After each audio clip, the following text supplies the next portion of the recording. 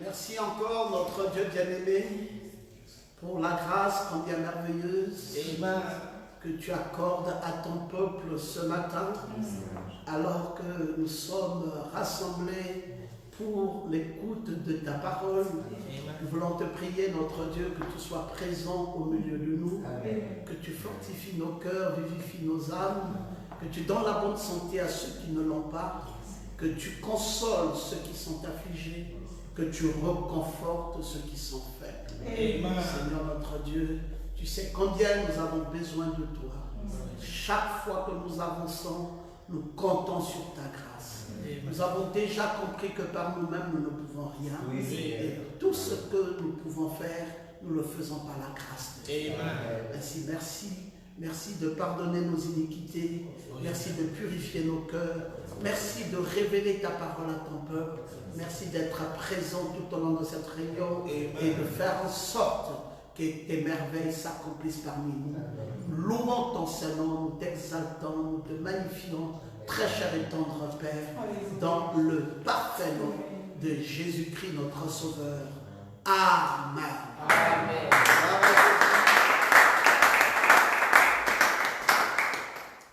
Un seul petit témoignage ce matin, c'est qu'au cours de la semaine, ça devait être jeudi, et alors il y a un couple qui a un enfant et leur bébé a commencé à avoir des soucis majeurs. Alors qu'ils ont pris leur bébé, ils ont constaté que les testicules du bébé gonflaient anormalement. Et ça avait vraiment pris un grand volume et ils ont pris peur. Ils ont dû m'appeler pour me dire, pasteur, vraiment il y a une situation impensable, inimaginable à la maison. Voici que notre enfant, les testicules sont en train de gonfler et là, nous voulons courir à l'hôpital. Maintenant même, pasteur, on est très embêtés. J'ai dit, d'accord, mais écoutez, on va d'abord confier la situation dans les mains du Seigneur et vous allez dormir. Et le lendemain matin, si le Seigneur n'a pas guéri, alors vous irez à l'hôpital. Et c'était donc dans la nuit. Et j'ai commencé donc à prier pour le bébé au téléphone. Et pendant que je priais pour cet enfant au téléphone, l'enfant était étendu là. Et puis, ils sont allés, ils ont commencé à observer comme un changement qui s'opérait dans l'enfant. Et puis, mais ce n'était pas entier. Et le lendemain matin, à leur réveil, les testicules étaient redevenus à la normale.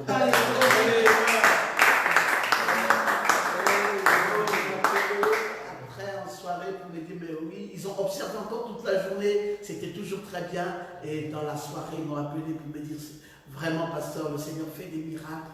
Voici ce qui a dû se passer à la suite de votre prière. Nous ne sommes plus partis à l'hôpital, le Seigneur a mis sa main et il a guéri l'enfant. Nous voulons louer le nom du Seigneur. Nous croyons vraiment que Dieu continue à faire ses merveilles, même si nous n'avons pas la plénitude de nos réunions comme à l'époque où nous sommes à l'église, nous avons des lignes de prière, nous avons des impositions des mains, mais le Seigneur utilise des petits moyens qu'il nous donne. Et grâce à cela, il continue à guérir, il continue à nous parler, il continue à délivrer, il continue même à gagner des nouvelles âmes. Alléluia! Parce qu'il y a plusieurs nouvelles âmes qu'on a gagnées depuis que nous sommes simplement connectés par la voie des ondes. Plusieurs âmes ont été gagnées. Vous allez bien vous en rendre compte quand l'église va en reprendre. Beaucoup viendront vers vous pour dire, mais moi, j'ai cru au Seigneur pendant que le pasteur prêchait en direct. Et nous voulons dire au Seigneur Jésus-Christ un grand merci pour ses nombreux bienfaits.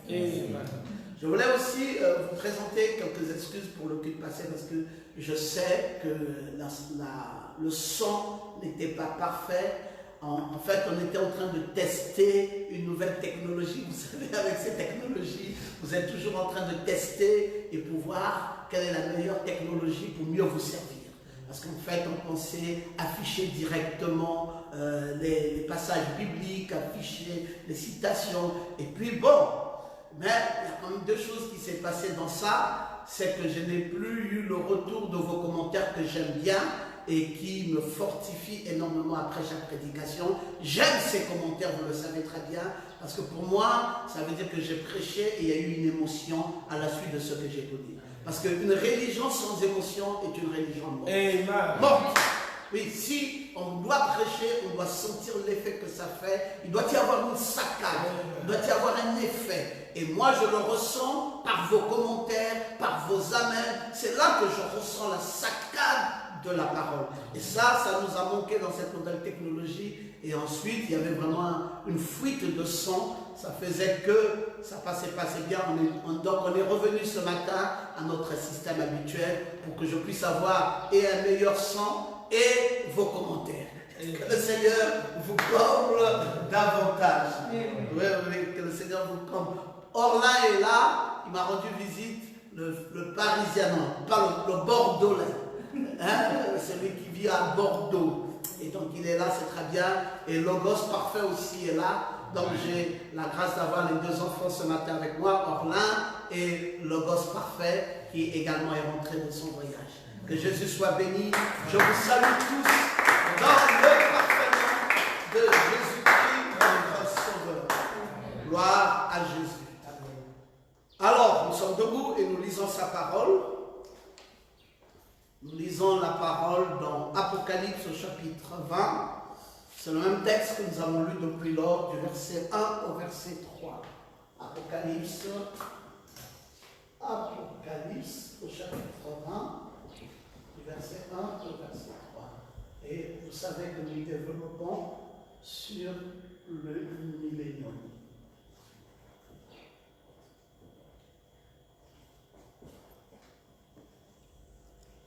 Voilà, nous sommes en train de parler sur le millénium. Alors que vous êtes debout, nous lisons la parole. Puis je vis descendre du ciel un ange qui avait les clés de l'abîme et une grande chaîne dans sa main. Il saisit le dragon, le serpent ancien qui est le diable, et Satan et le lia pour 1000 ans. Il le jeta dans l'abîme, ferma et scella l'entrée au-dessus de lui, afin qu'il ne séduisit plus les nations jusqu'à ce que les 1000 ans fussent accomplis. Et après cela, il faut qu'il soit délié pour un peu de temps. Amen. Amen. Veuillez tranquillement vous asseoir dans sa présence. Alors, vraiment, nous remercions le Seigneur parce que ce sujet vaste et profond, nous sommes déjà en train de le développer. Là, nous sommes déjà dans le corps même du sujet et très bientôt nous allons conclure. Et ce matin, nous serions en train de parler sur le volume 4. Alors, peut-être que vous n'avez pas saisi pour faute d'un meilleur son. Je vais revenir de temps en temps sur ce que j'ai dit la fois dernière pour mieux faire asseoir le message sur le millénium dans vos cœurs. J'ai dit déjà, et je vous l'ai dit la fois passée, que nous sommes dans le glorieux livre de l'Apocalypse. Et vous savez, la pertinence qu'il y a dans ce livre de l'Apocalypse, c'est que c'est un livre qui n'est pas à la portée de tout le monde. C'est un livre qui est réservé à un certain nombre de personnes. Ce n'est pas pour tout le monde, c'est pour un groupe particulier. Parce que c'est une lettre d'amour que l'époux adresse à son épouse.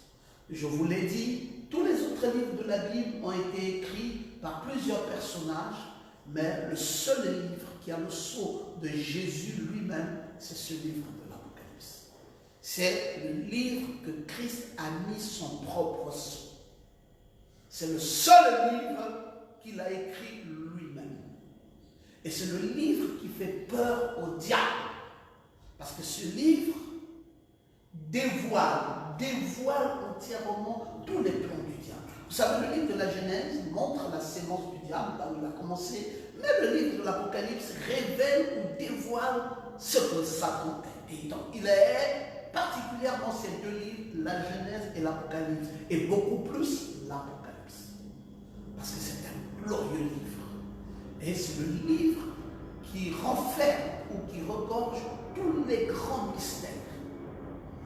On nous présente Christ lui-même, on nous présente les sept âges de l'Église, on nous présente les sept sceaux, on nous présente les sept trompettes et on nous présente les sept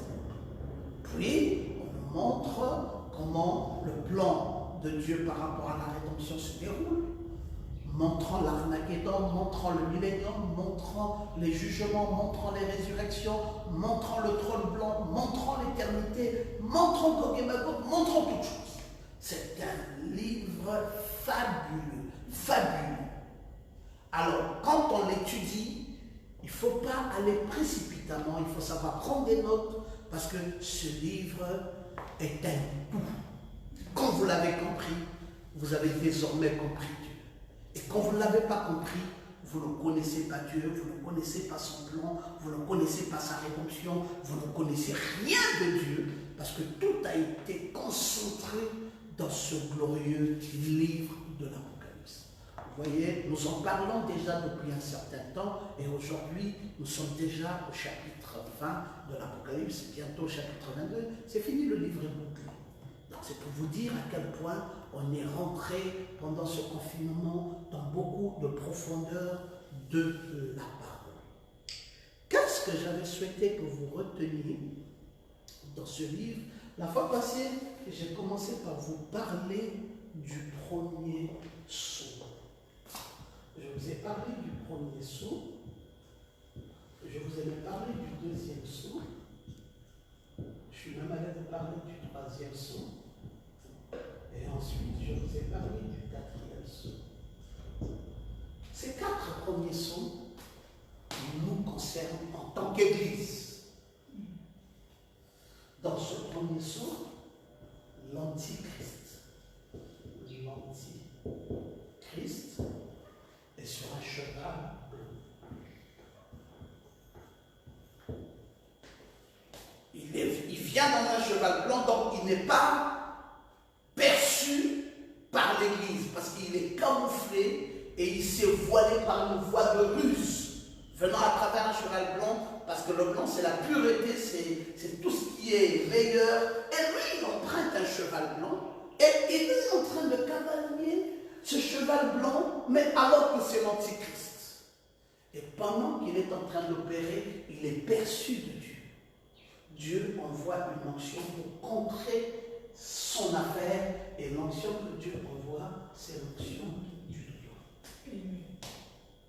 Et là, sous ce premier sceau déjà, nous sommes dans le premier âge de l'Église.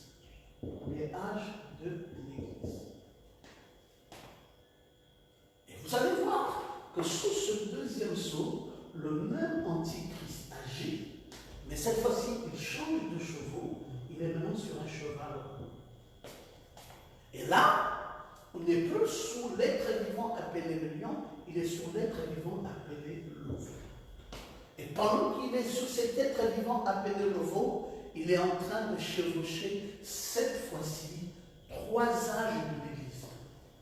3 âges. Donc, un seul, au lieu de mettre premier, je vais simplement mettre un seul âge de l'Église. Un seul âge de l'Église. Et ici, il va chevaucher 3 âges de l'Église. Vous les connaissez, Smyrne, Pergame et Thyatire.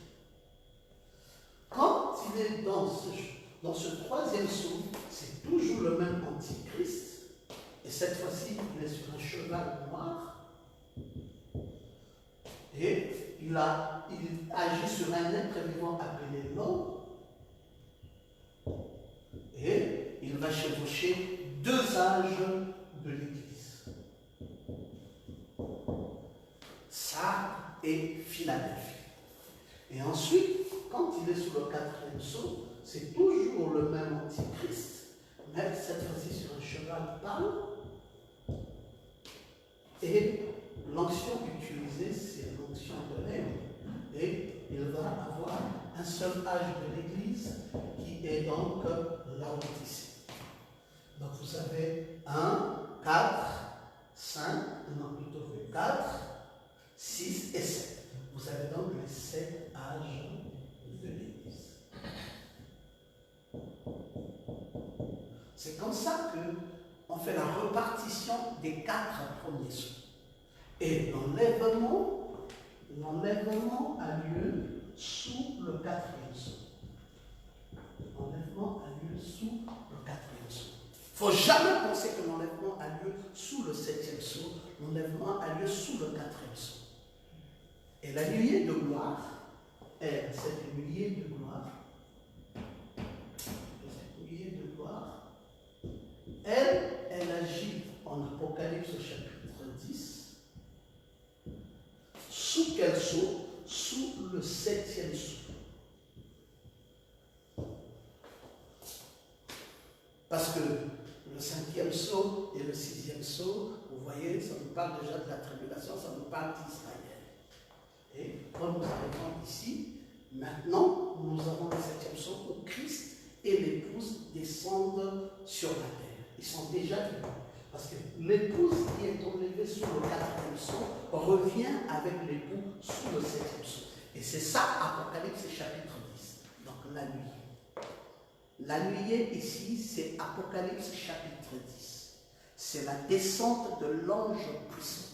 Et quand l'ange puissant descend enveloppé du nuée, au-dessus de sa tête un arc-en-ciel, et qu'il met un pied droit sur la mer et un pied gauche sur la terre, crie d'une voix forte et rugit comme un lion, 7 tonnerres font entendre leur voix. Et là, c'est quoi? C'est cette nuée. C'est ça, Apocalypse chapitre 10. Et cet Apocalypse chapitre 10, c'est ça le 7e sceau. C'est pour cela, la dénomination peut tout connaître, mais ne connaîtra jamais ça. Oui. Parce que quand cela fut révélé à Jean en Apocalypse chapitre 8 au verset 1, il y eut un silence d'environ une demi-heure. Mais quand est-ce que nous avons eu la révélation du 7e sceau, lequel avait un silence? C'est en Apocalypse 10. Donc la liaison entre Apocalypse chapitre 8, 1 et Apocalypse chapitre 10, 1 à 11 est différente. Donc la dénomination a lu qu'il y a eu un silence d'environ une demi-heure. Point, on n'interprète pas. Un prophète vient, il dit ce silence d'environ une demi-heure, c'est Apocalypse chapitre 10 du verset 1 au verset 11. Lequel Apocalypse inclut 3 grands ministères. Apocalypse chapitre 1, 10, de 1 du verset 1 au verset 11, vous avez 3 grands ministères.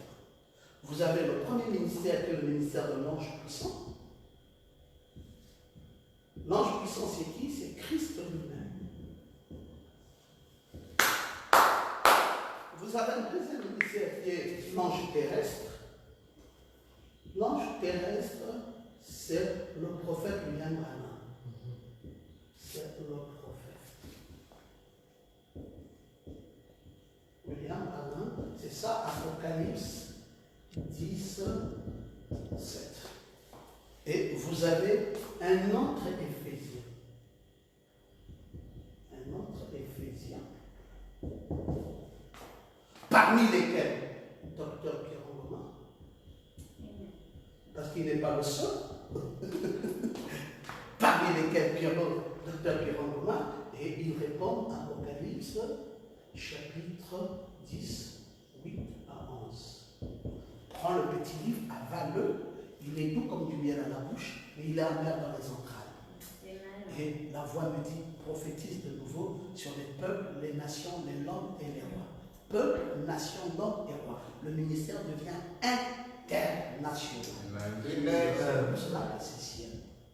Parce que ça devient international. Et c'est ça, Apocalypse chapitre 10, c'est ça le 7e sceau.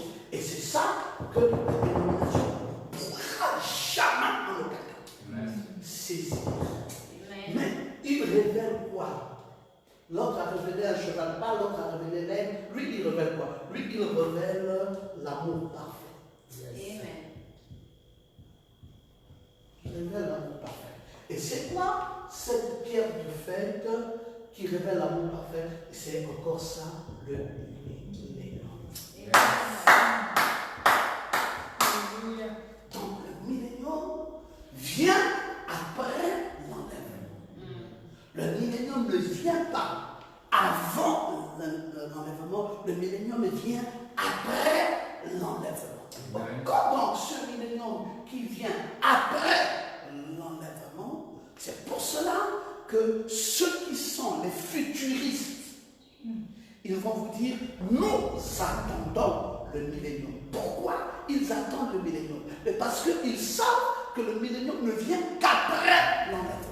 Et comme pour eux, l'enlèvement n'a jamais eu lieu, donc ce n'est pas évident que le millénium soit là. Parce qu'ils n'ont pas eu la révélation du prophète dans l'exposé des 7 âges de l'Église, quand le prophète William Branham a dit que l'enlèvement a eu lieu sous le 4e sceau. Parce que l'aigle volant qui a déployé ses ailes est venu à nous par le biais de ce message et a pris, a capturé nos âmes. Et nous avons été pris. Et vous savez, je vous ai expliqué les 2 termes. Personne qui te souvient? Premier terme? Non. Rapture, c'est le premier terme. Et cap-up, c'est le 2e terme. Et rapture, c'est être pris. Et cap-up, c'est être pris en haut. Et donc, nous avons déjà été enlevés dans le rapture, qui est un enlèvement de foi. Et nous attendons la disparition de l'Église, le départ soudain et secret de l'Église, qui est un enlèvement de gloire. Alors, en entendant, comme cet enlèvement de foi dans le rapture a déjà été fait, ça veut dire que le 4e sceau était bel et bien ouvert. Sinon, le 4e sceau ne s'ouvrirait pas si l'enlèvement n'a pas lieu. Cet enlèvement dans le rapture où nous sommes pris a déjà été accompli et a ouvert le chemin aux autres événements qui devraient s'en suivre. Or, il n'est pas à confondre. Il n'est pas à confondre suivant ce tableau qui est la première venue de Christ, la 2e venue et la 3e venue. Parce qu'il n'y a que 3 venues. La première venue, c'est pour le rachat. La 2e venue, c'est pour l'enlèvement. Et la 3e venue, c'est pour le règne. Alors, quand il est venu lors de la première venue, il est venu nous racheter. Mais il est venu nous racheter. C'est bien de dire ça. Il est venu nous racheter. Mais il a racheté qui? Il n'a pas racheté les nations. Il a racheté les brebis égarées des enfants d'Israël. Il a dit qu'il n'est pas venu pour tout le monde. C'est pour cela que la femme syrophénicienne, quand elle s'est pointée à lui, pour dire, mais la grâce, fais-nous aussi la grâce. Il dit, hey, on ne donnera pas la nourriture des enfants aux chats. Même la femme samaritaine, c'était une grâce exceptionnelle qu'elle avait simplement eue. Elle n'était pas bénéficiaire de cette grâce. Parce qu'il n'y avait aucune relation entre les Juifs et les Samaritains. C'est pour cela que Jésus lui a dit, si tu connaissais le don de Dieu, si tu connaissais celui qui te dit, donne-moi à boire, tu te serais précipité de lui donner à boire. Et lui, en retour, t'aurait donné de l'eau vive, pris dans les puits de la vie éternelle. Ah, cette femme a tressailli. Il dit, quoi? Veux-tu dire que tu es plus grand que Jacob, qui nous a recommandé cette eau? Toi, tu vas nous donner de l'eau vive? Monsieur, qui es-tu? Il dit, madame, tu as eu 5 maris. Alléluia! Maintenant là, il a commencé à manifester le signe messianique. Tu as eu 5 maris. Elle a regardé, dit, qui d'autre, à part le Messie, peut me révéler une chose pareille? Elle dit, bon, je vais savoir si c'est encore vrai qu'ils me disent qu'il y a un autre qui est à la maison, mais celui-là, on n'est pas marié. Après, Jésus continue. Il y a même un 6e à la maison, mais il n'est pas marié à toi. Ah, la femme dit non, ça, c'est le Messie. Ça, ce n'est rien d'autre que le Messie. La raison pour laquelle la répétition du signe messianique est revenue à la 2e venue ici, lorsque Christ est revenu pour une 2e fois. Mais quand Christ revient pour une 2e fois, il revient dans le canal d'un homme appelé William Branham. Amen. Ne pas confondre. Branham n'est pas le Seigneur Jésus. Amen. Parce que ici, c'est le ministère. C'est le ministère du Fils de l'homme. Nous sommes sous le ministère du Fils de l'homme. Je mets ça comme ça. le ministère du Fils de l'homme, Dieu doit répéter à nouveau le ministère du Fils de l'homme pour que dans ces temps de la fin, les nations puissent aussi recevoir leur visitation. Parce que Dieu n'a que trois peuples, trois races qui peuplent toute la terre. La première race, c'est quoi? Je vais vous le dire, quand j'utilise ça, on va pas effacer. Ok? Donc la première race, c'est Sem. Après, c'est Japhet. Et puis, c'est Cam. Ici, c'est les Juifs. Là, c'est les Samaritains. Et ici, c'est les gentils. Quand Jésus a balayé les deux races, il restait une race. Et l'unique race qui restait devait nécessairement être visitée. Oui, monsieur. Amen. Parce que Jésus a dit que c'était les chiens. Oui. La syrophénicienne, il dit vous êtes des chiens, on ne peut pas donner la nourriture des enfants aux chiens. Alors quand est-ce que Jésus va nous visiter? Il a déjà utilisé le ministère du Fils de l'homme. Maintenant, il doit falloir qu'il utilise encore chez les gentils le même ministère du Fils de l'homme. Alors, quand il utilise le ministère du Fils de l'homme chez les gentils, il tabernacle William Branham. Et pour montrer que c'est vrai, il fait la répétition du signe messianique. C'est la raison pour laquelle William Branham pouvait tourner le dos à la lampe et discerner les pensées des cœurs. Yes. Le discernement des pensées des cœurs que Jésus a accompli avec la femme samaritaine s'est répété à nouveau chez les gentils dans ces derniers temps. Pour faire quoi? Pour concrétiser le ministère du Fils de l'homme dans les trois races. Amen. Et cette fois-ci, c'est au travers de William Branham. Mais entre le rachat dans le ministère du Fils de l'homme et ici, il y a une interface. Avant qu'on arrive à la troisième venue, il y a un vide. Le vide, c'est quoi? C'est la répétition du ministère du Fils de l'homme. Alors, quand Dieu va donc répéter à nouveau le Fils de l'homme pour terminer la visite chez les trois races. Alors ici, avant l'Internet, ici, il utilise le ministère du Fils de Dieu. Mais où ici? Ici, pendant les 7 âges de l'Église. Il utilise le ministère du Fils de Dieu. Le ministère du Fils de Dieu. Alors, quand il utilise le ministère du Fils de Dieu, donc à Éphèse, à Smyrne, à Perga, à Thyatire, à Sardes, à Philadelphie et à Laodicée, donc les 4 premiers sont ici. Jusqu'ici, jusqu'à ce que l'enlèvement arrive, il utilise quel ministère? Entre ici et là, il utilise le ministère du Fils de Dieu. Maintenant, Branham va jouer la relation d'ici. Excusez-moi. Parce que les sceaux ne sont pas finis. Il faut continuer à révéler les sceaux. Alors, une porte est ouverte ici, entre Malachie chapitre 4, parce que ici, on termine sous le ministère de Malachie chapitre 4. Maintenant, il avait 2 rôles à jouer. Le ministère de Malachie chapitre 4, le retour à la foi des pères apostoliques et la révélation des 7 tonnerres contenus dans les 7 sceaux. Donc, le millénium. Alors, ici, une porte s'ouvre. Il finit Malachie 4 en tant que réformateur.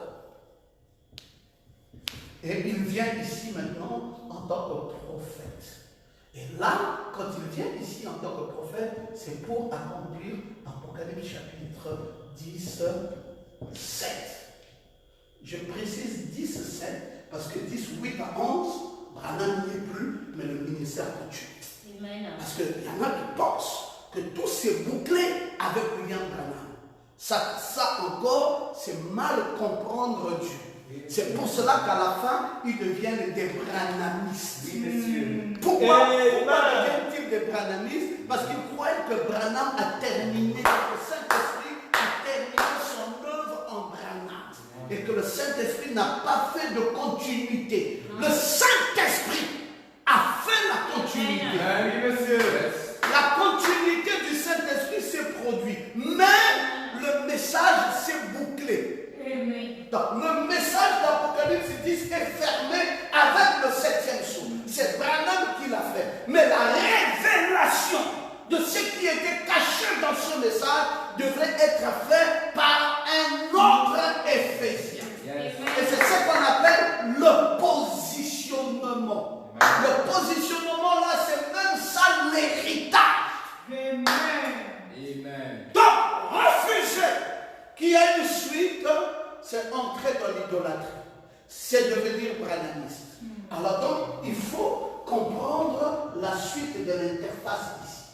Alors maintenant, si vous avez le Fils de l'homme là-bas, vous avez le Fils de Dieu ici, et que vous avez à nouveau le ministère du Fils de l'homme pour boucler les trois races, Dieu va utiliser à la fin un autre ministère qu'il va appeler le Fils de David. Amen. Et là, dans la troisième venue, c'est le Fils de David. Bon, il faut comprendre maintenant ce qui va suivre parce que c'est très important. Je vous ai déjà montré Malachie 4 et Apocalypse 10. Et je vous ai dit que Apocalypse 10 est le 7e sceau et donc la nuit. Bon, quand on parle de la nuée, c'est quoi? Attention de ne pas oublier que nous avons une Bible appelée les zodiaques. Prenons la Bible des zodiaques. La Bible des zodiaques nous dit que la première venue ici, il est venu en Vierge. La seconde venue qui boucle, il vient dans le lion.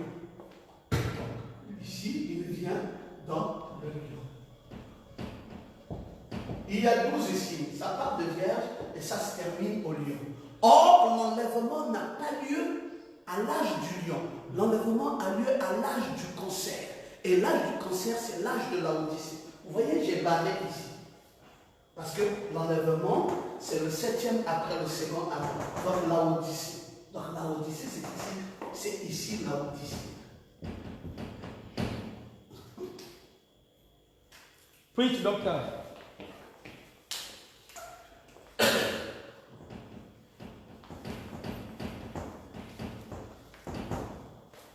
Parce que l'enlèvement, le tout premier enlèvement, c'était Enoch qui était le 7e après le premier Adam. Et cet enlèvement-ci, c'est le 7e après le second Adam, qui est donc l'âge de Laodicée. Alors, si l'enlèvement a lieu à l'âge de Laodicée, ça veut donc dire que l'enlèvement, c'est la deuxième venue. L'enlèvement, c'est la deuxième venue et qui est dans l'âge de Laodicée, qui dans les zodiaques s'appelle l'âge du cancer. Qui dans les zodiaques s'appelle l'âge du cancer. Voilà, l'âge du cancer qui est l'âge de Laodicée dans lequel se fait l'enlèvement, dans lequel se fait la deuxième venue. Bon, maintenant, c'est quoi ces expressions? Seconde venue. Seconde venue est par rapport à quoi? Seconde venue est par rapport à une première venue chez les gentils. Or, la première venue chez les gentils, c'est là où c'est nuancé. La première venue chez les gentils ne s'est pas faite ici. Le signe messianique est venu ici. À l'âge de Laodicée, c'est là où a commencé la première venue chez les gentils. Parce qu'il y avait le discernement des pensées du cœur. Et donc maintenant, la seconde venue des gentils devient quoi? Devient la troisième venue dans la comptabilité des vues. Dans la comptabilité des venues, il y a eu une première venue dans laquelle les gentils n'avaient pas bénéficié. Il y a eu une deuxième venue, maintenant les gentils ont bénéficié. Et une seconde venue chez les gentils est devenue la troisième venue chez les juifs dans la comptabilité des venues. Amen. Et c'est pour cela que beaucoup sont heurtés. Parce qu'ils prennent la deuxième venue pour la seconde venue. Ils oublient de comptabiliser les venues. Et les venues, il n'y en a pas 4, il n'y en a pas 2, il y a 3 venues. Et chaque venue a ses caractéristiques pour acheter, pour enlever et pour régner. Et quand il vient pour régner, nous avons maintenant un autre type de ministère. Nous avons un ministère du roi lion. Donc ça, c'est le ministère du roi. Alors, maintenant, quand vous avez saisi ce ministère du roi, il vous faudrait maintenant comprendre c'est quoi l'entité qui est cachée à l'intérieur. Quand il est venu lors de sa première venue, est-ce qu'il est un roi? Non, il est un aigle. Quand il vient, en tant que dans les âges de l'Église, il est un agneau. Quand il vient encore en tant que fils de l'homme, il est un autre aigle. Et après, quand il vient par après, il est le lion. Donc, quand il vient ici comme étant le lion, ici, il vient comme un aigle. Et ici, il vient comme un agneau. Et dans l'intermède, il vient encore comme un aigle. Et là, il vient maintenant comme un agneau. Voilà comment le tableau s'agrandit. Yes. Maintenant, vous pouvez comprendre quelles sont les applications quand il est un aigle. Quand il est un aigle, il est prophète. Quand il est un agneau, il est sacrificateur. Et quand il est un lion, il est roi. Donc là, il est prophète. En tant qu'agneau, il est sacrificateur. En tant qu'aigle, il est prophète. Et en tant que lion, il est roi.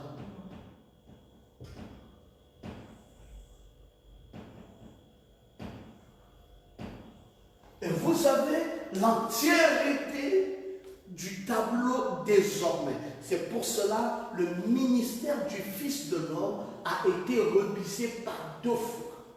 D'abord en alpha, dans la personne de Jésus, et en oméga, dans la personne de William Branham. Et donc, c'était quoi? C'était le ministère de prophète, avec le discernement des pensées des cœurs. Et ça s'est révisé 2 fois. Mais dans un intermède qui nous montre les âges de l'Église et qui nous amène la fin des âges de l'Église pour nous faire rentrer dans la pierre prophète. C'est pour cela, quand vous voyez la pyramide que va dessiner William Branham, il va mettre l'intermède. L'Odyssée finit l'intermède et il faut rentrer dans l'âge du lion. Yes. Donc, quand vous comprenez ça, vous avez compris le plan entier du salut. Maintenant, vous pouvez commencer l'école du message. Amen.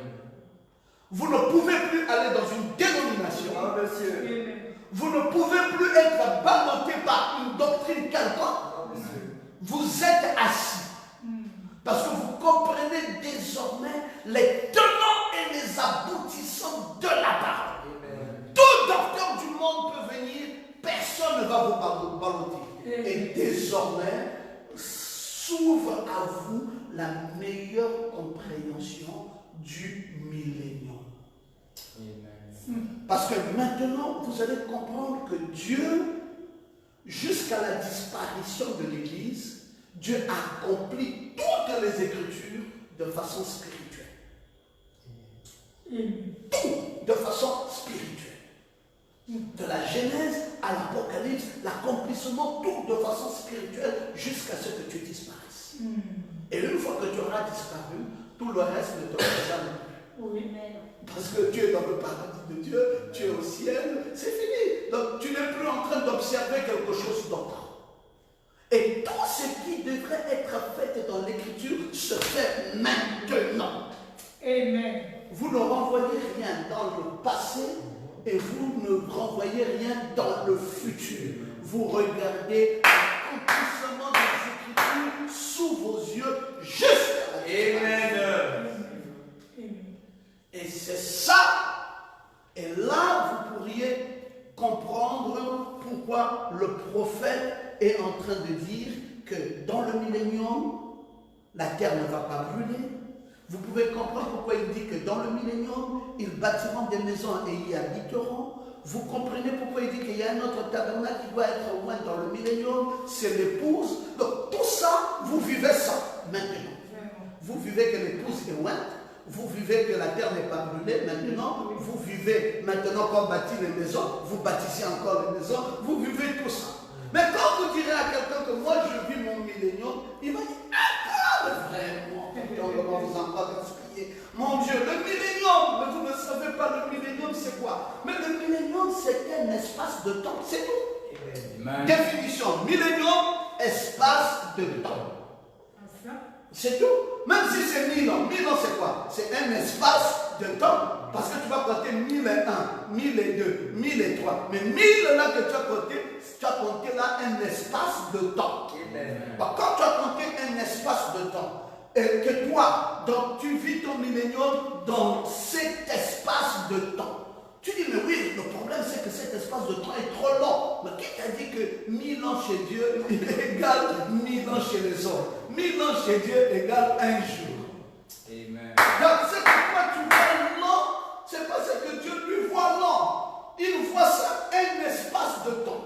Bon, si tu vis donc dans cet espace de temps, ton millénium, explique-moi, Satan est où? Mais voilà pourquoi on ne parle pas du millénium sans parler de lier Satan. Amen. Et on ne le lit pas avec des verrous de fer. On le lit avec des chaînes de circonstances. Amen. C'est pas avec des verrous de fer. On le lit avec des chaînes de circonstances. Et il vient où Satan? Mais il sort de la grande bataille d'Armageddon. Donc il est sorti de ta tête. Amen. C'est là la plus grande bataille jamais livrée. C'est dans ta pensée. Et maintenant, quand tu as modifié ta façon de penser, quand tu n'es plus négatif, quand tu es positif, tu ne vois plus le diable. Chaque situation qui se présente à toi, tu vois d'abord Dieu avant d'avoir vu le diable. Tu ne vas plus vivre de misère. Parce que tous les malheurs qui nous arrivent, c'est nous qui les appelons. Tout, sans exception. Oh, on ne m'a pas payé ce mois-ci. C'est toi qui as voulu qu'on ne te paye pas. Oh, parce que comment? Je travaille dans une société, ils ne veulent pas payer. Non, c'est toi. Si tu changes ta façon de penser, ils vont te payer. Amen. Parce que tu dois attirer ça. C'est la loi d'attraction. C'est dans la pensée. Tu attires tout le bonheur que tu veux. Tu attires la maison que tu veux. Tu attires l'argent que tu veux. Tu attires le bon mari que tu veux. Mais quand tu commences à te plaindre, mon mari, tu es encore en train de le détruire davantage. Ma femme, tu la détruis davantage. Voilà comme la meilleure des personnes qui existent sur la terre. Même quand elle n'était pas meilleure, elle deviendra meilleure. Voilà comme le meilleur des meilleurs, et il deviendra meilleur. Même l'enfant, c'est pareil. Modifiez votre façon de penser. C'est là où se trouve le grand champ de bataille et la plus grande bataille jamais livrée. Alors, il faut lier ça. Ne voyez pas l'échec. Ne confessez pas l'échec. Confessez la réussite. Confessez le développement. Confessez le succès. Confessez. Et le succès va se matérialiser. Oh, je me sens bien. Est-ce que vous vous sentez bien? Vous voyez tout ça? C'est ça la révélation de ce message. C'est la raison pour laquelle je vous ai dit dès le départ que le message est perplexe. Il y a une telle perplexité dans le message que même nous les enseignants, depuis que nous faisons des efforts pour enseigner les gens, on se rend compte que oui, ils voient, mais ils ne comprennent pas toujours. Ils ne comprennent pas. Parce qu'ils vont aller se heurter sur un message qui dit en 1965, j'attends l'enlèvement. Je dis, vous avez dit que vous étiez enlevé. Mais en 65, regardez, venez vous-même lire. Frère Branham dit, j'attends l'enlèvement. Bon, qu'est-ce que vous dites de ça? Mais je dis, Amen. Là, vous nous envoyez. Vous avez dit que nous sommes enlevés, vous dites encore Amen quand il dit j'attends l'enlèvement ou j'attends le millénium. Je dis, mais Amen. Oh, mais comment ça passe? Expliquez bien. Je vous ai dit que tout ce que vous voudrez vivre dans le physique, vous le vivez dans le spirituel. Amen. Tout. Amen. Ça commence par l'esprit avant que ça ne se matérialise. Amen. Même Dieu, quand il a créé l'homme, il a d'abord créé l'homme à son image et à sa ressemblance. C'était quel homme? C'était un homme esprit. Amen. Et après, il a pris la terre, il l'a façonné, et il est devenu un être vivant, et il a soufflé l'esprit là dans ce qu'il a, la motte de terre, et l'homme est devenu mobile et tout ça. Amen. Ça commence par l'esprit. Tu es enlevé, oui. Tu seras enlevé, oui. Mais quand? Je serai enlevé quand? Mais quand tu vas disparaître. Quand tu vas disparaître, on va dire quoi? Même sur le jargon naturel. Oh, l'enfant était ici, mais il a été enlevé. Ah, mais qui l'a enlevé? Oh, non, d'autres diront, il a même été kidnappé. Mais pourquoi on constate qu'il a été kidnappé ou il a été enlevé? Mais parce qu'il a disparu. S'il est là, on ne peut pas dire qu'il a été enlevé. On dit qu'il a été enlevé dès lors qu'on constate qu'il a disparu. Nous croyons ça. Parce qu'il y a un enlèvement de foi et un enlèvement de gloire. Vivez votre millénium. Très important. Oui, monsieur. Que vous puissiez vivre votre millénium. Amen. Mais le millénium, je dis encore de vous l'enseigner, si vous voulez le comprendre, il faut toujours savoir l'associer à la résurrection et savoir l'associer au jugement. Parce que c'est toujours résurrection, millénium, jugement. C'est ça Apocalypse chapitre 20. Résurrection, millénium, jugement. Les trois marchent de concert. Alors, qui vit le millénium? C'est celui qui est ressuscité. Et je vous l'ai dit. Donc, vous voyez, j'ai dit, ça va de concert. On a dit résurrection. Résurrection. Millénium. Jugement. Quand vous allez comprendre ça, résurrection, quand vous allez comprendre ce que ça veut dire, alors vous comprenez ces trois choses, alors vous pouvez maintenant enfin vous prévaloir d'avoir compris les Écritures. Sinon, vous serez toujours buté. Vous serez buté parce que vous aurez du mal à saisir un certain nombre de choses. C'est très important. Vous avez maintenant vu la récompense de l'Église. Vous avez vu le plus beau cadeau qu'un époux a offert à son épouse, la lune de miel. Et je vous ai dit que c'est au-delà de la fête de Pâques, au-delà de la fête des pains sans levain, au-delà de la fête de Pentecôte, au-delà de la fête des trompettes, au-delà de la fête d'expiation, c'est à la fête des tabernacles. La 7e fête de toutes les 7 fêtes qui révèle aussi en même temps le 7e âge de l'Église. Et le prophète de Dieu dit, nous adorons sous la fête des tabernacles le 7e âge de l'Église. Dans le millénium, on sera de nouveau sous la fête des tabernacles. Alors, nous avons déjà interprété beaucoup de choses là-dessus. Vous connaissez comment le millénium, la terre ne brûle pas. Vous savez également comment le diable est lié par les chaînes de circonstances. Je viens de vous montrer cette bataille dans la pensée avec des mensonges. Parce que là, c'est une guerre. Mensonge contre vérité. Jusqu'à ce que vous ayez le repos. Sinon, mais vous allez aller d'église en église, de pasteur en pasteur, toute votre vie à la recherche de la vérité. On connaît des gens comme ça. Ils sont en train d'aller d'église en église, d'église en église. Tu lui dis, mais tu cherches quoi? Il dit, ah, j'étais d'abord là-bas, j'ai été déçu, c'est pour ça que je suis encore allé là-bas. J'étais encore là-bas, j'ai été déçu, je suis allé là-bas. Pourquoi ils sont déçus? Parce qu'ils vont dans l'église pour regarder les hommes. Amen. Vous ne devez pas aller à l'église pour un homme.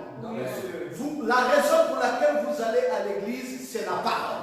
Amen. Vous allez à l'église pour la parole. Bon, maintenant, si vous quittez une église pour une autre, ça doit être des raisons de la parole. Parce que cette église n'a pas l'entièreté de la révélation de la parole. Alors, vous êtes obligé de quitter pour aller là où il y a l'entièreté de la révélation. Amen. Pas les hommes, mais la révélation de la parole. Yes, sir. Il faudrait que tu arrives à une église où on t'enseigne tout. Et tu vois la vérité étalée. Pourquoi on ne peut pas rester dans une dénomination? Parce qu'on va nous dire par la langue. On vérifie dans la vérité biblique, on trouve que c'est contraire. Paul dit, je parle en langue, mais quand je suis devant les hommes, je préfère parler dans un langage perceptible pour que je sois écouté. Il dit, si tous ici vous parlez en langue, et qu'un incroyant venait à vous surprendre, ne dira-t-il pas que vous êtes des fous? Amen. Parce que vous parlez une langue que personne n'écoute. Dans une assemblée, on ne peut pas tous parler en langue. Je ne peux pas rester dans une dénomination parce qu'on va me dire qu'une femme peut porter des vêtements d'homme. Et même la nature, elle ne vous enseigne-t-elle pas? Oh non, qu'est-ce qui nous dit que le pantalon, ce n'est pas un vêtement de femme? Il y a les pantalons de femme et il y a les pantalons d'homme. Pantalon de femme, mais je veux bien, mais la fermeture est où? Pantalon de femme, la fermeture, là, vous la placez où? Parce que nous avons cette fermeture qui est ici, qui nous permet d'uriner en toute tranquillité. Bah, elle, où est son pantalon qui l'amène? Où est sa fermeture? Montrez-moi la fermeture du pantalon de la femme. Tous les pantalons que je vois là, c'est soit ici, on met une fermeture ici. Ici, on ne peut pas pisser. Bon, c'est encore où? Soit ici, soit ici. Je n'ai jamais vu une fermeture qui commence ici, qui part là-bas, qu'elle tire, et elle tire la fermeture pour pisser. Je n'ai jamais vu ça. Mais j'ai vu une jupe où elle est tranquille, elle s'assoit et elle pisse. Donc même la nature ne vous enseigne-t-elle pas? Amen. Vous voulez faire des rattrapages. Oh non, il y a aussi des robes d'homme. Je ne connais pas une robe qui n'est pas travaillée par une histoire qui montre le sein. Donc, il y a un pli ici qui attrape pour montrer la forme du sein. Si cette robe-là n'a pas ce pli-là, cette robe devient bizarre. Alors, donc, donnez à un homme les seins et puis vous lui donnerez une robe. Donnez à une femme une fermeture convenable et vous lui donnerez un pantalon. Non, monsieur, il y a des vêtements de femmes. Il y a des vêtements d'hommes. Vous dites, oui, mais nos grands-parents portaient le pagne. Mais le pagne n'est pas cousu. Ils portaient des pagnes comme ça qui n'étaient pas cousus. Comme dès lors que c'est cousu, il y a une couture femme. Allez-y, dans tous les couturiers du monde, vous allez entendre cette expression couture mixte. Ça veut dire que je fais de la couture homme et femme. Ou alors couture homme, ou couture femme, ou couture mixte. Mais pourquoi toujours ces précisions-là? Mais c'est parce qu'il y a des vêtements de femmes et il y a des vêtements d'hommes. Amen. Laissez la femme à sa place. Dernièrement, c'est hier que j'ai suivi ça dans une émission. Ça vient de se passer dans un pays européen. C'est récent, là, récemment. Ils ont voulu voter une loi chez les Européens des hommes hermaphrodites. Un homme hermaphrodite, c'est un homme qui a deux sexes. Il est à la fois féminin et masculin. Donc, c'est une femme, au départ elle était une femme, et puis elle s'est fait emprunter un sexe d'homme, et maintenant elle est devenue hermaphrodite. Alors on a dit que bon, maintenant une nouvelle loi pour qu'on ait maintenant des hommes bisexuels, et qui soient à la fois hommes et qui soient à la fois femmes. Même le blanc lui-même a dit, ah non, là c'est trop. Ils ont refusé ça. Ils ont dit, ah non. J'ai suivi dans l'émission, ils ont dit, non, là maintenant quand même, c'est trop. On ne sait plus là où nous allons maintenant. On part où? Non, non, non, là, pardon, laissez d'abord ajouter. Ça, c'est trop. On part où? Donc le monde s'interroge pour dire, mais où allons-nous aujourd'hui? Sois une femme ou tu es un homme. Mais comment veux-tu qu'on va fabriquer un homme qui soit à la fois homme et femme? Donc un jour, quand il décide d'être un homme, il a une femme. Quand il décide d'être une femme, il a un homme. Et il a les deux sexes et il transporte ça. Ils ont voulu se faire voter cette loi. Récemment, la semaine passée, même l'Assemblée nationale a dit non, pardon, c'est trop maintenant. Là, on ne sait même plus la chose.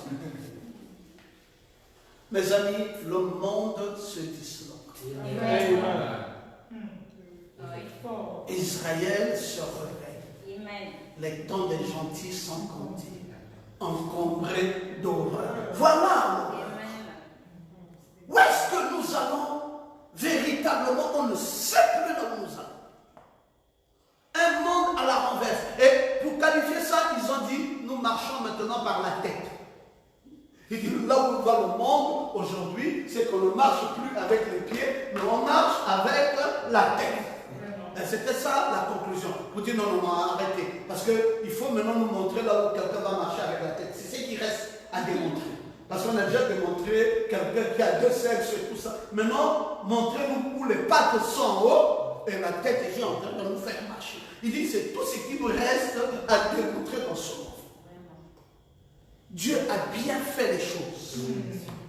Mais l'homme, il estime toujours que Dieu a mal fait. Et il doit corriger la façon de Dieu de faire. C'est triste. Et donc, vous comprenez que l'époux et son épouse reviennent pour 1000 ans, pour le règne de 1000 ans. Vous avez vu l'épouse de Christ? Revenant des mystères de la nuée au mont Sunset pour entrer sur la terre afin de se réjouir dans son repos et dans son règne. Sa victoire en Christ l'amène à régner. Quel jour de grand repos nous sommes? C'est maintenant. Nous sommes dans ce temps où Dieu nous donne la victoire. C'est un jour grand V, un jour de victoire, parce que nous régnons avec Christ. Mais dans un corps de chair. C'est là où se trouve le paradoxe. Comment ça se fait que je suis dans une chair mortelle, mais je puisse régner dans cette chair mortelle? C'est le corps parole enfoui dans cette chair mortelle qui fait que je règne. On ne règne pas parce que nous avons cette mode de terre, on règne parce que Christ est en nous. C'est lui qui soumet notre vie à sa volonté. Amen. Sinon, mes amis, s'il n'y avait pas Christ, il n'y aurait même pas le semblant de paix que nous vivons ou la paix que nous vivons dans chaque maison. Oh, mes frères, réalisez que c'est Christ. Dernièrement au Gabon, on a vécu une scène bizarre. Une petite discussion de rien du tout entre un couple, un jeune couple, et le mari est étudiant aux sciences techniques de la médecine. Et il est peut-être en 5e année, bien qu'il va être médecin. Il s'est chamaillé juste avec sa petite femme. Ça s'est passé au 22. Juste une petite chamaillerie. Il a pris la femme là, il l'a tuée. Et en tuant la femme, il a coupé la tête, il a coupé les mains, et il a coupé les pieds, et il a mis dans un sac, et il a ouvert les toilettes. Il a cassé la fosse. Ah, vous avez vu ça? Il a cassé la fosse et il a pris le corps et il a enfoncé le corps de la jeune dame dans la fosse. Mais il n'a pas eu le temps de refermer la fosse et les odeurs du corps mort a commencé à se dégager. Et les voisins ont dit, mais il y a quand même des odeurs bizarres. Ils ont dit, mais allons un peu voir chez le voisin. Quand ils sont venus chez le voisin, ils ont trouvé que la fosse était à moitié ouverte. Ils disent, pourquoi la fosse là est ouverte comme ça? Et il avait ouvert pour enfoncer le corps. Ils ont dit, non. Ils ont dit, jetons un coup d'œil un peu partout. Ils ont trouvé que le reste des membres étaient dans la poubelle, enfoncés dans un tissu. Quand ils ont ouvert, ils disent, oh, mais ça c'est comme le corps d'un homme. Ils ont dit, non, appelons les sapeurs-pompiers qui viennent voir. On a appelé la police, ils ont défoncé la fosse, ils ont trouvé le corps là-bas et les membres ont regroupé. Mes frères, ce phénomène-là peut se produire dans chacune de nos maisons. Mais pourquoi ça ne se produit pas dans toutes les maisons? Et que dans d'autres maisons, c'est la joie, c'est la paix, c'est le sourire, mais c'est parce que Christ. Alléluia. Parce que Christ. Amen. Et j'ai toujours dit, si nos gouvernants savaient quel était le travail de l'Église, non, ils s'empresseraient d'ouvrir les églises. Amen.